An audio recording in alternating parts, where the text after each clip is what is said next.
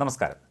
വിഴിഞ്ഞം തുറമുഖത്തിൻ്റെ trial റണ്ണിന് governor Arif Muhammad ഖാനെ സർക്കാർ ക്ഷണിച്ചിരുന്നില്ല. ഇതോടെ വീണ്ടും ഗവർണറും സർക്കാരും തമ്മിലുള്ള പോര് ശക്തമാവുകയാണ്. സർക്കാർ നൽകിയ പാനൽ തള്ളി കാലിക്കറ്റ് സർവകലാശാലയിൽ ഗവർണർ ആരിഫ് മുഹമ്മദ് ഖാൻ സ്വന്തം നിലയിൽ താൽക്കാലിക വൈസ് ചാൻസലറെ നിയമിച്ചത് ഇനിയും പ്രതിസന്ധി രൂക്ഷമാക്കും. അതിനിടെ സർവകലാശാല വൈസ് ചാൻസലർ നിയമനത്തിൽ വീണ്ടും സർക്കാർ ഗവർണർ പോര് തെളിയുകയും ചെയ്തു. ഗവർണറെ മറികടന്ന് സാങ്കേതിക സർവകലാശാലയിൽ സർക്കാർ പുതിയ സെർച്ച് കമ്മിറ്റി രൂപീകരിച്ചിട്ടുണ്ട്. രാഷ്ട്രപതിയുടെ പരിഗണനയിൽ ഇരിക്കുന്ന ബില്ലിൻ്റെ വ്യവസ്ഥ പ്രകാരമാണ് കമ്മിറ്റി രൂപീകരണം. ഏതാനും ദിവസം മുൻപാണ് KTU അടക്കം സംസ്ഥാനത്തെ 6 സർവകലാശാലകളിൽ ഗവർണർ സ്വന്തം നിലയ്ക്ക് സെർച്ച് കമ്മിറ്റി രൂപീകരിച്ചത്. സെനറ്റ് പ്രതിനിധിയെ ഒഴിവാക്കിക്കൊണ്ടായിരുന്നു കമ്മിറ്റി രൂപീകരണം.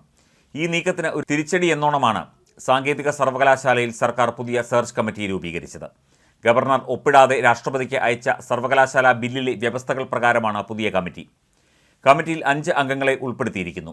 മുൻ ക്യുസാറ്റ് VC ഡോക്ടർ KN മധുസൂദനെ യൂണിവേഴ്സിറ്റി പ്രതിനിധിയാക്കിയപ്പോൾ മദ്രാസ് IITയിൽ നിന്നുള്ള ഡോക്ടർ പ്രദീപിനെ ഹയർ എഡ്യൂക്കേഷൻ കൗൺസിൽ നോമിനിയാക്കി. ഗവർണറുടെ കമ്മിറ്റിയിൽ ഉള്ള ക്ഷിതിഭൂഷൺ ദാസ് തന്നെയാണ് UGC പ്രതിനിധിയായി ഉള്ളത്. ക്യുസാറ്റ് VCയുടെ ചുമതല വഹിക്കുന്ന PG ശങ്കരൻ, മുൻ MG VC സാബു തോമസ് എന്നിവരെ സർക്കാർ നോമിനികളായും പട്ടികയിൽ ഉൾപ്പെടുത്തിയിട്ടുണ്ട്. ഒരു സർവകലാശാലയിൽ 2 സെർച്ച് കമ്മിറ്റികൾ ഉണ്ടാകുമ്പോൾ അത് വീണ്ടും ഒരു തർക്കത്തിലേക്ക് തന്നെ കാര്യങ്ങളെ എത്തിക്കും.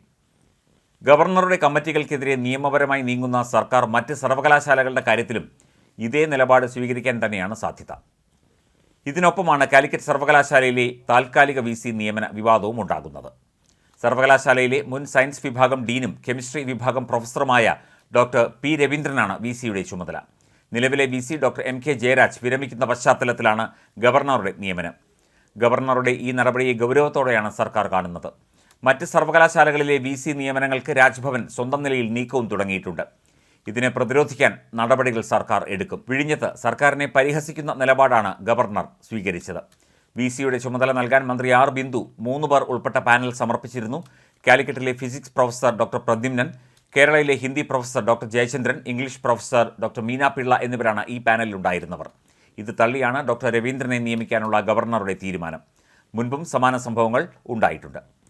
മഹാത്മാഗാന്ധി, സംസ്കൃത, മലയാളം, കണ്ണൂർ സർവകലാശാലകളിൽ വൈസ് ചാൻസലർമാർ വിരമിച്ചപ്പോഴും ഗവർണർ നേരിട്ട് നിയമനം നടത്തുകയായിരുന്നു. ഇവിടെയെല്ലാം സർക്കാരിന് സർവകലാശാലകളിലുള്ള നിയന്ത്രണം കുറഞ്ഞിരുന്നു. ഈ സാഹചര്യത്തിൽ പുതിയ തീരുമാനത്തെയും ഗൗരവത്തോടെ സർക്കാർ കാണും. മാസങ്ങൾക്കുള്ളിൽ ഗവർണറുടെ കാലാവധി തീരും. അതിനിടെ വീണ്ടും ആരിഫ് മുഹമ്മദ് ഖാന് കാലാവധി നീട്ടി നൽകുമെന്നും സൂചനകൾ ഉണ്ട്. അങ്ങനെ വന്നാൽ ഗവർണർ മുഖ്യമന്ത്രി പോര് കൂടുതൽ കടുക്കും. 6 സർവകലാശാലകളിലെ വൈസ് ചാൻസലർ നിയമനത്തിനായി ഗവർണർ സെർച്ച് കമ്മിറ്റി രൂപീകരിച്ചിരുന്നു. കേരള, MG, KTU, കാർഷിക, ഫിഷറീസ്, മലയാളം സർവകലാശാലകളിലാണ് സെർച്ച് കമ്മിറ്റി രൂപീകരിച്ചത്.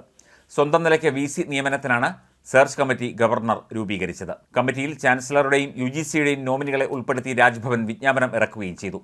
സർക്കാർ ഗവർണർ ഏറ്റുമുട്ടലിനെ തുടർന്ന് VC നിയമനത്തിൽ സർവകലാശാലകൾ സെർച്ച് കമ്മിറ്റി പ്രതിനിധികളെ നൽകിയിരുന്നില്ല.